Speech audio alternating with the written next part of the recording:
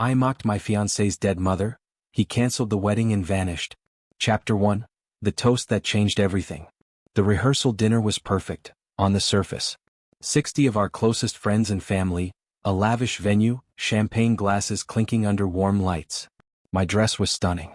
My career was soaring. And tomorrow I was supposed to marry the man who had changed my life.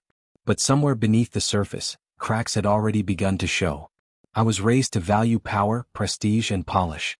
My fiancée was raised by a woman who valued compassion, resilience, and quiet strength. Dr. Mara Baric Vilai, his late mother, was more than a name in his stories. She was his compass, his core, his legend. A refugee. A self-taught English speaker. A data scientist who raised a son with nothing but grit and love. I knew this. And still, I let the evening slide. Dad stood for a toast. Buzzed on wine and ego. "Let's hope the groom won't be calling his mommy when marriage gets tough," he said.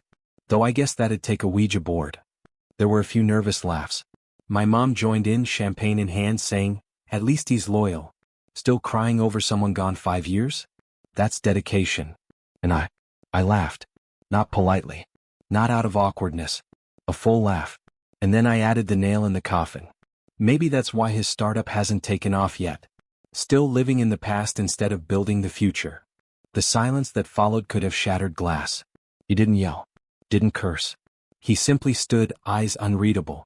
"There will be no wedding tomorrow," he said, voice calm as stone. "I won't marry someone who mocks the woman who gave me life." And just like that, my perfect world cracked open. Chapter 2. Vanished without a trace. The morning after was supposed to be filled with nerves, excitement, final touches on hair and makeup. Instead, I woke up alone in what was supposed to be our honeymoon suite, still wearing the silk robe I bought for our wedding night.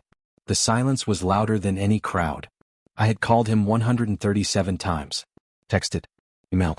Begged. He was gone. I rushed to our apartment. Empty. Not just missing, a surgical extraction. His startup office?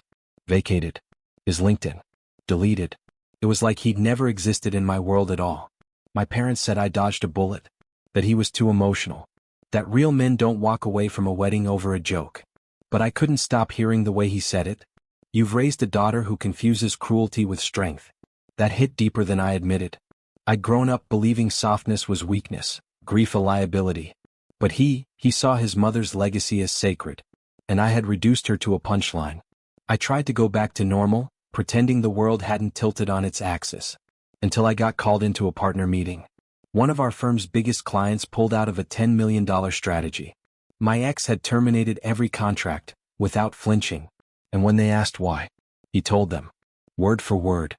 What I said. How I laughed. Suddenly, I wasn't just a failed bride. I was a professional liability. Chapter 3. The legacy I mocked. 2 weeks passed. I wasn't sleeping. I wasn't eating. I was unraveling. And then I saw it.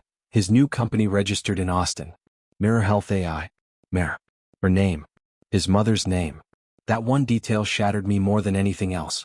While I was mocking him for living in the past, he had been building a future that honored his past. A future rooted in love. I finally met with my best friend, the pediatric surgeon. She had walked out of the rehearsal dinner without a word. I begged her for clarity, for understanding. Her words burned. His mother died believing her son would change the world. She died proud, and you mocked that. You mocked love that transcends death. I tried to blame my parents. How I was raised. How love was weakness in our house and emotion was always a liability. She cut me off. You're 28. At some point, their dysfunction becomes your choice. And just like that, I knew. This wasn't about a joke. It was about the version of me I had become. I had reduced a legacy built on survival, sacrifice, and brilliance to a cruel laugh. I hadn't just lost a fiancé. I'd lost my place in something extraordinary. I was the woman his mother warned him about. And I finally understood what I'd thrown away. Chapter 4. Unraveling the lie. It kept getting worse. My job, already teetering, slipped further as news spread. Clients didn't just see me as unprofessional, they saw me as heartless. One email I was never supposed to see read, "Lacks basic human empathy." I was put on a PIP, a performance improvement plan. I, a senior consultant at one of the world's top firms, was suddenly one misstep away from being fired. Because I didn't understand people. Because I mocked love. And then I found her obituary. His mother. Dr. Mira Barbaric Villi. Not just a refugee. Not just a mother. A survivor of ethnic cleansing. A janitor who became a data scientist. A pioneer in ethical AI. She taught herself English by watching children's TV with her son. Worked 3 jobs. Put him through school. Built a life from ashes. And I, her son's fiancé, mocked her with a joke. When I saw her photo I broke. He had her eyes. Dark. Intense. Kind. Then came the final blow. My surgeon friend shared his mother's final words to him. Find someone who sees your softness as strength. Who knows that loving deeply isn't weakness. Don't let anyone make you cold, baby. That's not who we are. He had left me not out of anger, but to fulfill her dying wish. Chapter 5. Forgiveness without return. 2 months later my world was ash. I was still on the PIP. My parents' marriage exploded. Turns out my father had been having affairs for years. My mother, a shell of herself, couldn't even pretend to be strong anymore. And I was finally starting to understand what it meant to feel. Then my father collapsed. Stage 3 pancreatic cancer. 3 to 6 months, the doctors said. My father, the man who once mocked grief, was now dying, and terrified. He kept asking to see my ex. I need to apologize, he said. I need to make things right. I broke down and sent an email. The reply came within the hour, not to me but directly to my father. I forgive you. Not because you're dying, but because holding on to anger would dishonor everything my mother taught me. But forgiveness doesn't mean reconciliation. It doesn't mean I'll sit by your hospital bed. It means I release you, so you can face what's coming without my hatred following you. My father wept like a child. Over and over he whispered, I made you like me. I taught you to be empty. He was right.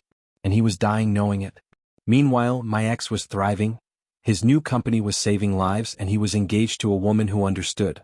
Who protected his soft. Who honored the love I once ridiculed. I had become the cautionary tale in a love story that was never mine to keep. Chapter 6. The Woman Who Chose Cruelty. My father died 5 days after that final letter. His last words were for his own father, whose legacy he'd spent a lifetime running from. And in those final days he begged, not for more time, but for forgiveness he didn't know how to earn.